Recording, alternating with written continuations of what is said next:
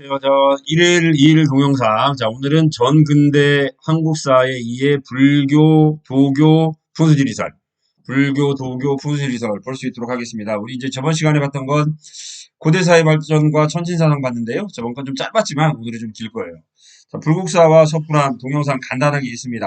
한번, 8세기 우리나라 불교 예술을 대표하는 그런 대표적인 그 불교 예술품들이니까요. 여러분들 쭉 한번 볼 수 있도록 하겠습니다. 그냥 뭐 경주 가서 야 불국사다 석불합니다 하는 것보다는 한 번 정도 이런 동영상을 보시고 대강에 대해서는 우리가 알고 가는 게 제대로 돈값을 하는 겁니다. 제대로 돈값을 하는 겁니다. 자, 학습 목표 볼 수 있도록 하겠습니다. 삼국이 불교를 수용한 목적에 대해 말할 수 있다. 그렇게 국가에서 제시한 성취 기준인데요. 여기다가 선생님은 하나 더 더해 볼 수 있도록 하겠습니다. 아시다시피 삼국의 불교를 수용한 목적은 대개 뭐와 관련이 있어요? 왕권 강화와 관련이 있죠. 그래서 삼국이 불교를 수용한 목적에 대하여 중앙 집권 국가 수립과 연결하여 말할 수 있다. 라고 학습 목표를 제가 이제 수정을 좀 해봤고요. 그 다음에 불교, 도교, 풍수, 지리설이 당시 사회에 끼친 영향을 설명할 수 있다는데, 뭐, 물론 굉장히 많은데 우리가 다 말할 수는 없겠고, 다양한 예술품을 이용하여 설명할 수 있다. 그러니까 불교 예술품, 그 다음에 도교, 그 다음에 풍수지리설과 관련된 다양한 예술품들을 통해서 이들 사상이 당시 사회에 끼친 영향을 설명할 수 있도록 해보겠습니다. 자, 먼저 불교 수용 보도록 합니다. 수용 목적, 사상의 통일을 위해서 불교를 수용했다. 그 다음에 사상의 통일과 그 다음에 뭡니까? 왕권 강화를 목적으로 해서 불교를 수용했고, 삼국이 중앙집권적 영역국가로 발전하는 과정에서 불교를 수용했는데 대개 이때가 어느 때냐면 고구려는 소수리망, 백제는 침류왕, 신라는 버프망, 뭐 각각 소수리망 327년, 침류왕 384년, 버프망 527년. 가장 그 불교 수용이 늦은 나라가 어느 나라예요? 신라죠? 신라는 불교 수용이 늦었다는 이야기는 그만큼 귀족 세력들이 반발이 심했다는 이야기고요. 그래서 이러한 귀족 세력들이 반발을 억누르기 위해서 버프망이 2차돈에게 2차돈의 희망을 받아들여서 2차돈을 순교시켰다. 2차돈의 순교와 관련된 이야기 나와 있죠. 뭐 흰 핏빛 흰 핏빛 핏물이 하늘에서 떨어지니까 뭐 거기에 감동을 받았다. 뭐 그런 이야기. 자, 여기 보니까 중앙집권적 영역국가라는 이야기가 나와 있는데요. 중앙집권국가로 영역국가로 발전하기 위해서는 불교 수용 이외에 어떻게 보면 불교가 가장 늦었죠. 가장 늦은 거고요. 불교 수용 이외에 다른 요건들이 있었어요. 예를 들면 왕권 강화라든가. 그러니까 왕권 강화를 상징하는 건 대표적인 건 뭐일까요? 왕을 선출이 아니라 왕을 뭐 했다? 세습했다. 그 다음에 율령을 반포했다. 이제 아무리 왕이라고 해도 아무리 귀족이라고 해도 마음대로 백성을 통치하는 것이 아니라 주어진 법으로 통치하자. 그 다음에 또 뭐가 있어요? 영토 확장. 요게 중앙집권적 영역국가의 특징이었는데 여기에 불교 수용까지 하나 플러스 알파 되는 거예요. 자, 역할입니다. 왕권 강화를 뒷받침하는 역할을 했다. 대개 이제 동아시아에서 불교는 어떤 성격을 가지고 있느냐, 어떤 사상을 가지고 있느냐, 왕죽불 사상을 가지고 있었다. 왕죽불은 뭐예요? 왕 이꼬르 부처님이죠. 왕 이꼬르 부처님인데 얘는 뭐하고 연결이 될까요? 왕 이꼬르 부처님은 뭐예요? 윤회사상과 연결돼요. 윤회사상. 즉 윤회사상이라는 이야기는 뭐예요? 술의 윤자죠. 돌고 돈다는 이야기입니다. 서클처럼 돌고 돌아요. 그러니까 내가 현생에 왕이 됐다는 이야기는 전생에 내가 굉장히 어때요? 착한 사람이라는 이야기죠. 왕 정도로 태어나려면 얼마나 착해야 될까요? 전생에.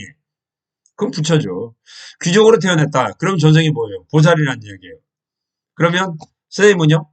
그래도 나름대로 뭐 교사라는 직업에 대해서 생각하는 건 좀 다르게 보일 수도 있겠지만 저 같은 경우 개인적으로 나름대로 요즘 시대에는 교사로 태어났다 그러면 전생이 나쁜 사람은 아니잖아요. 그죠? 그래서 이처럼 윤회사상을 기반으로 하다 보니까 불교가 왕권 강화를 뒷받침해주는 그런 역할을 했다. 그 다음에 불교는 호국적 성격이 강했다. 이제 어떻게 보면 왕주꾼이다 보니까 왕을 위해서 죽는 것은 누구를 위해서 죽는 거하고 동급이 되는 거예요. 부처님을 위해서 죽는 거하고 동급이 되는 거죠. 그러면 부처님을 위해서 죽이면 순교죠. 당연히 죽으면 어디 가야 돼요? 극락가야죠. 이게 당연히 호국불교입니다. 자, 왕을 위해서 대규모 사찰을 짓는 것은 부처님을 위해서 짓는 것과 동격이에요. 자, 그래서 대규모의 사찰이 만들어졌는데 우리 백제 같은 경우에 익산 미륵사 있죠. 엄청 동양에서 가장 큰 규모의 사찰이라고 하니까요. 그 다음에 경주 같은 경우 신라. 선덕여왕 때 뭘 만들었어요? 황룡사 만들었어요. 둘 다 무왕이나 선덕여왕이나 둘 다 어떤 사람이냐면 왕권 강화를 위해서 노력했던 그런 왕들이에요. 그러다 보니 이제 불교는 왕권 강화를 위한 사상 뭐 그렇게 생각하셔도 큰 문제는 없죠. 법설이라는 단어 아까 제가 이야기했던 무슨 사상과 관련이 있어요? 윤회 사상과 관련이 있습니다. 윤회 사상 인과응보 왕은 부처요. 그 다음에 귀족은 보살이다.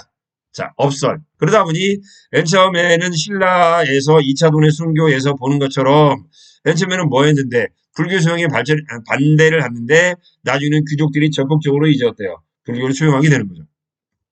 자, 그 다음에 불교의 역할, 고대 문화 발전에 기여했다. 중국과 서역에서 음악, 간다라 미술, 그 다음에 공예, 건축 등 다양한 문화가 전래됨으로써 불교가 들어옴으로써 우리나라 고대 문화가 한 단계 업그레이드 됐다. 솔직히 이야기하면 우리가 불교 문화 없는 우리 고대 문화는 설명하기 힘들겠죠.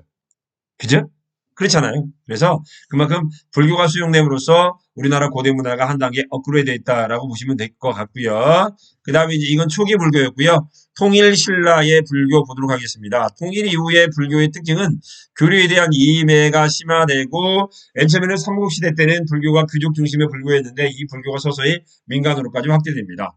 자, 먼저 교류에 대한 이해가 심화됐다. 이제 대표적인 승려들이 등장하게 되겠죠. 이 당시에 대표적인 승려하면 딱 두 분 이야기합니다. 누구와 누구예요? 원효와 의상. 자, 그럼 원효와 의상인데 우리가 이제 시험 버전으로 이야기를 하면요. 여러분들이 외워야 될 게 있습니다. 원효 이꼬르 아미타신앙. 원효 이꼬르 아미타신앙. 그 다음에 의상 이꼬르 화엄사상. 이라고 써 있어요. 대표적인 게 요거 다 읽고는 제가 이제 동영상에서 요걸 다 읽어가면서 설명하기는 힘들 텐데 원효하면 떠오르는 게 와미타신앙, 소성거사, 무예가, 나무아미타불 뭐 요런 정도 생각하시면 되겠고요. 왜 제가 이것까지 설명을 드리냐면 어차피 우리가 이제 공부를 하다 보면 한국사 능력검정 시험을 보게 되는데 한국사 능력검정 시험은 원효와 아미타신앙을 많이 나오거든요. 그러면서 원효로 상징하는 거 소성거사 무예가 나무아미타불 의상 화엄사상입니다. 의상 화엄사상 요런 정도 우리가 보시고 내용도 더 볼 수 있도록 할게요. 먼저 원효 나옵니다. 원효하면 아까 제가 이제 뭐 소성거사 무예가 그 정도 이야기했는데 우리 교과서에서는 다른 것들이 나와 있죠. 자, 원효하면 일심사상이다. 일심사상. 일심사상 다른 거 아니에요. 우리 여러분들 요즘 집에 가장 많이 듣는 이야기일 거예요. 부모님한테. 야, 너 집에서 하루 종일 뭐 하냐? 이러면. 학교도 안 나가는데 뭐해? 야, 학교 나가는 게 중요하니? 모든 것이 네가 마음 먹기 다름이지? 가장 중요한 건 뭐예요? 학교를 나가는 게 아니라 뭐예요? 네가 어떻게 생각하고 어떻게 마음을 먹는가에서 모든 것은 결정이 되는 거예요. 그게 바로 일심사상이에요. 그렇게 보니 우리 어머님이 부처님이시네. 그죠? 모든 것은 한 마음, 모든 것은 나의 마음에서 나온 거예요. 모든 것은 내가 어떻게 생각하느냐에 따라서 엄마가 천사가 되기도 하고 엄마가 악마가 되기도 하죠. 자, 일심사상이 있고요. 그 다음에 화쟁사상입니다. 화쟁사상. 아무래도 불교 논리가 정리되기 이전이기 때문에 많은 불교 사상이 우리나라에 몽땅 들어왔고 이게 서로 조화를 이루기보다는 갈등을 하게 됐겠죠. 요때 이제 원효가 주장했던 게 화쟁사상입니다. 화쟁사상. 싸우지 말고 서로 화합하자. 그 다음에 이제 무슨 신앙을 전파해요? 아미타 신앙 전파합니다. 아까 그 원효하면 소성거사 무예가 아미타 신앙 이야기라고 이야기를 했잖아요. 근데 솔직히 이야기하면 소성거사나 무예가나 다 뭘 설명하기 위한 거예요? 아미타 신앙을 설명하기 위한 거예요. 껍데기가 중요한 게 아니라 뭐가 중요하다? 속마음이 중요하다는 거죠. 속마음. 물론 요거 일심사상하고도 통하는 거예요. 자, 그래서 아미타 신앙하면 불교 대중화로 이야기를 하는데요. 아미타 신앙 간단하게 이야기하면 이겁니다. 나무 아미타불만 암송하면 모두 다 어디 간다? 극락 간다. 화려한 옷을 입는 게 아니라 그죠? 돈 막 쌓아놓고 그냥 형식적으로 너무 도와주는 게 아니라 중요한 건 뭐예요? 내 마음속에 부처님을 모시고 나무 아미타불만 암송하면 극락 간다. 그죠?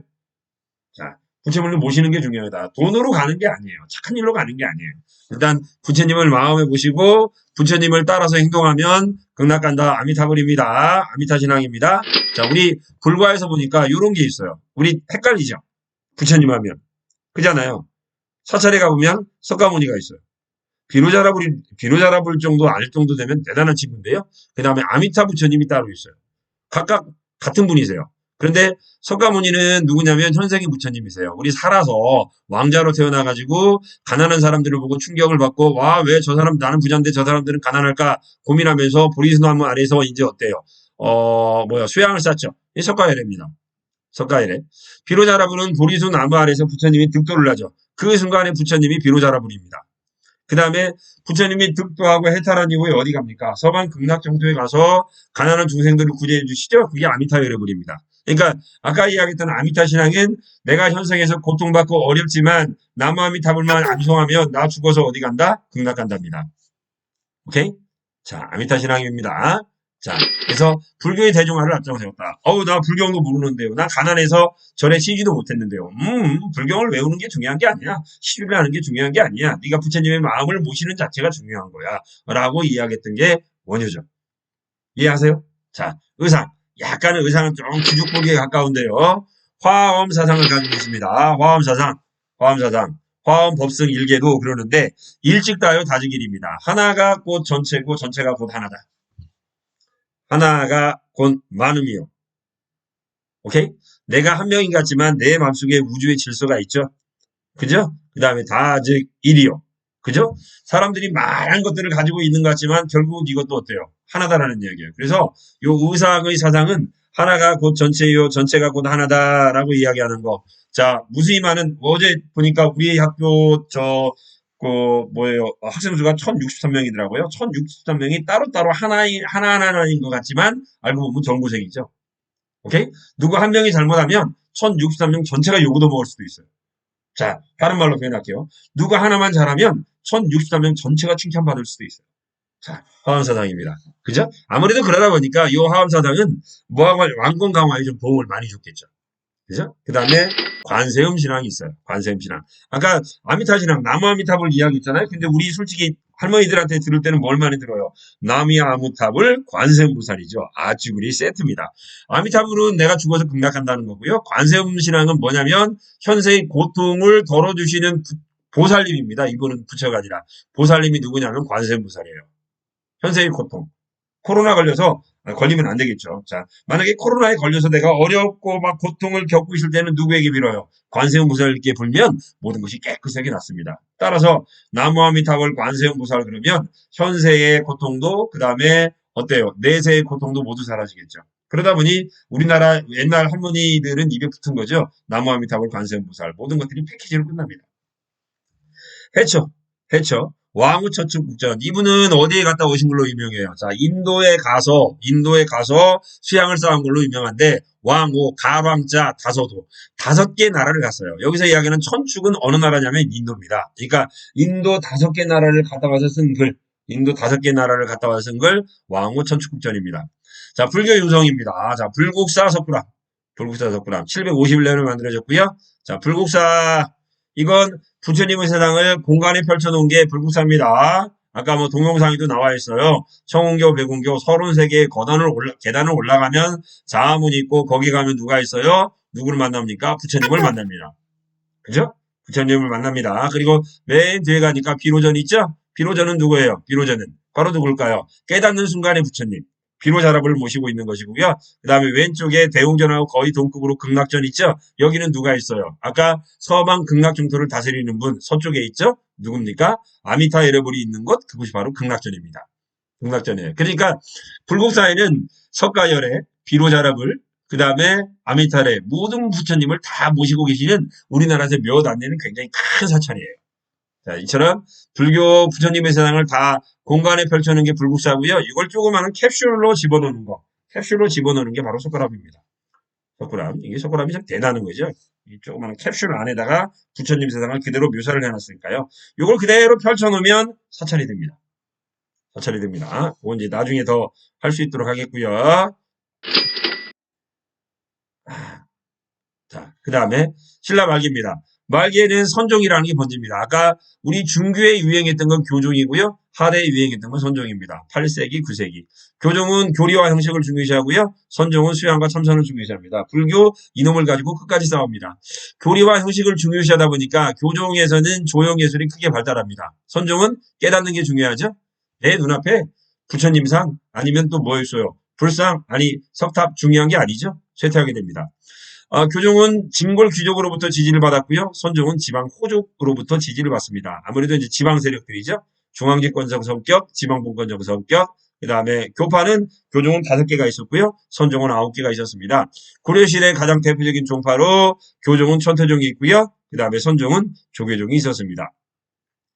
이 교종과 선종은 꼭 여러분들이 알고 계셔야 됩니다. 가장 핵심적인 거 뭐예요? 교종은 교리와 형식을 중요시했고 선종은 수양과 참선을 중요시했다라는 점 꼭 알고 계시고요. 그러다 보니 선종은 누구하고 손을 잡게 돼요? 지방 호족들과 손을 잡게 됩니다. 아무래도 수양과 참선하면 이건 개인주의적 성격이 강하죠? 호족들 같은 경우에도 어떤 성격이에요? 중앙집권적 성격이 강할까요? 지방에서 독자적으로 일어났으니 당연히 어떤 성격이 강해요? 개인주의적 성격이 강하죠? 그래서 개인주의적 성격이 강한 호족과 선종이 신라 말기에 손을 잡게 됩니다. 우리 저번 시간에 한번 이야기했던 거죠? 구산선문, 호족세력.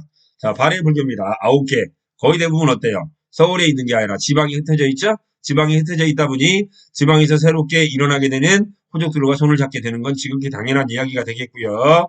발해불교는 굉장히 간단합니다. 고구려 불교를 계승해서 왕실과 귀족 중심으로 성행을 했으며 금륜, 성법 등 불교식 명칭을 사용했다. 아무래도 불교를 뭐에 이용하고 싶었던 거예요? 왕권 강화에 이용하고 싶었던 거죠? 자, 대표적인 발해 유물입니다. 한꺼번에 보도록 할게요. 세트입니다. 왼쪽에 있는 게 발해 석등. 그죠? 오른쪽에 이불 병자성입니다. 이불, 퀴인이죠? 부처님 두 분이 어때요? 나란히 앉아 계십니다. 부처님 두 분이 나란히 앉아 계십니다. 요거 발해 불교입니다. 어우, 석등. 굉장히 어때요? 크고 웅장하죠? 그래서, 발해인들의 기상은 고구려인들의 기상하고도 비슷하다라고도 많이 이야기를 합니다. 저 불상을 보고요. 자, 그 다음에 거의 마지막입니다. 풍수지리설 보도록 하겠습니다. 도교라는 게 뭘까요? 도교. 도가사당. 아마 여러분들 중학교 때 도가사당 배웠을 거예요. 그러면서 제자백과 이야기를 했을 텐데 그렇게 어려운 거 말고 도가 하면 요 신선사당 하나만 생각하면 됩니다. 신선사당. 자, 그러면 신선사당을 알기 위해서는 뭐가 필요하냐면 인간의 꿈. 인간의 가장 기본적인 꿈이 무엇일까를 한번 생각을 해보시면 돼요. 그런데 이제 불교 같은 경우 종교잖아요. 종교는 죽어서 어디에 가는 거예요? 극락 가는 거죠. 불교요. 기독교는 죽어서 어디 가는 거예요? 천국 가는 거죠? 이슬람교는 어때요? 순교하는 게 목표죠? 자, 이건 종교입니다. 도교는 동양사상이죠? 동양에서는 어때요? 내가 왜 죽어야지? 내가 왜 죽어야 돼요? 그래서 도교는 죽는 걸 원하지 않아요. 그래서 도교의 꿈은 뭐냐면 불로장생입니다.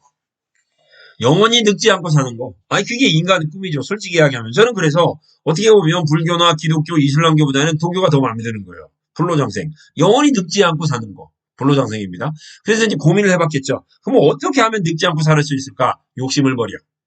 욕심을 벌어. 아무것도 없는 자연으로 돌아가. 그러면 오래 살 수 있어. 정말? 그렇게 산 사람이 있어? 있지. 누구예요? 신선. 백세주 있죠. 백세주.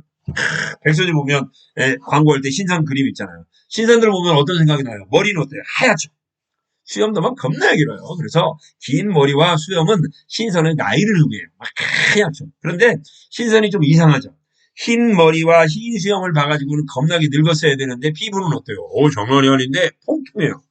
통통해요. 바로 그 점. 바로 그 점. 주름이 하나도 없어요. 주름이 하나도 없어요. 바로 뭐예요? 나이는 먹었을 때 늙지 않는 거죠. 그 사람이 바로 신선이에요. 불로장생을 이룬 사람이잖아요. 우리나라에서는 우리 저번에 봤었던 신라하대 육두품 지식인 최치원 있죠. 모든 걸 비우니 그 사람이 신선이 돼가지고 자연을 다스리게 돼요.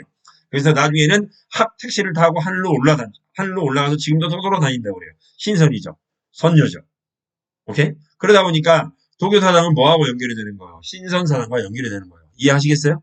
그래서 아까 이야기한 대로 신선을 상징하는 그런 그림들이 많이 있었던 거죠. 자연을 숭배하는. 산수문전이라고 그래요. 백제거입니다. 백제거. 얘도 산수문전, 아래도 산수문전, 도깨비. 도깨비도 역시 자연에 살고 있는 그런 미물이니까요. 용 같은 경우도 역시 도교사상이고요. 사택지적비는 이건 백제의 비석인데요. 사택이라는 사람이 쓴 비석이에요. 비석이에요. 인생의 무상함을 의미해요. 너무나 욕심내지 마라. 욕심내면 빨리 늙고 빨리 죽어요. 욕심내지 말고 있는 그대로 받아들이고 살아라. 도교사상입니다. 자, 진짜 많은 예술품이 나와요. 왜? 자연을 배경으로 했기 때문에. 자연을 배경으로 했기 때문에 도교사상에서 많은 예술품이 나왔고요. 예술의 발달에서 가장 많이 기여를 합니다. 대표적인 거 고구려 교분벽과에 있는 사신도. 자, 도교에서는 네 군데, 동서남북 네 군데를 지키는 어때요? 수호신이 있다고 믿었죠? 자, 뭘까요? 남주작입니다. 남추자. 봉황같이 생겼죠? 북현무입니다. 거북이같이 생겼는데 거북이는 아니죠. 그쵸? 다리가 이렇게 긴 거북이가 어디 있고 목이 이렇게 뭐 긴 거북이가 어디 있어요. 그 다음에 좌청룡, 좌청룡, 용이죠? 그 다음에 우백호입니다. 호랭이인데 어떤 호랭이에요? 날라다니는 호랭이. 자, 대표적인 도교 사상이라고 보시면 되겠죠? 동서남북 네 방위를 지키는 신성스러운 동물이 있었고요. 금동대향료입니다. 요거 이제 94년인가 백제에서 발견됐죠. 부여에서 발견됩니다. 이제 부여에서 발견이 됐는데 주차장 공사를 하려다가 발견했어요. 주차장 공사. 자, 위에 보니까 봉황이나 주작을 상징하는 걸로 돼 있어요. 뚜껑은 얘는 복례산이라고 해요. 이 복례산은 누구냐면 신선들이 살고 있는 산이에요. 요 신선들은 아까 이야기한 대로 불로장생의 대표적인 존재들이죠. 그 다음에 연꽃, 불교를 상징하는 겁니다. 그 다음 밑에는 뭐가 있어요? 용, 생명의 근원이라고 돼 있죠. 그래서 요 백제 금동 대향료, 백제 용봉 복례산 금동 대향료입니다. 요것은 이제 대표적인 이 도교사상이라고 우리가 이야기를 합니다. 자, 그 다음에 자, 풍수지리에서입니다. 산세나 지형적 요인이 인간의 기륭하복에 영향을 끼친다는 사상으로서 신라말에 유행하기 시작합니다. 신라말 도선선사가 들여옵니다. 여기다 제가 안 썼네요. 도선선사가 들여왔고요. 수도 금성 중심의 지리인식을 발표했고 자신이 사는 지역의 중요성을 깨닫게 해줬다. 굉장히 아무래도 이제 서울의 지금 서울인 금성은 이제 땅 힘이 다했어요. 따라서 내가 살고 있는 땅이 새롭게 일어나는 지역이에요. 그러다 보니 누구의 코드하고 맞았을까요? 그쵸? 호족들하고 코드가 딱 맞았던 거죠. 호족들하고 코드가 딱 맞으면서 풍수들이설 또한 신라말이 크게 유행하게 됩니다. 자, 오늘 여기까지 봤습니다. 좀 시간이 길었어요. 감사합니다.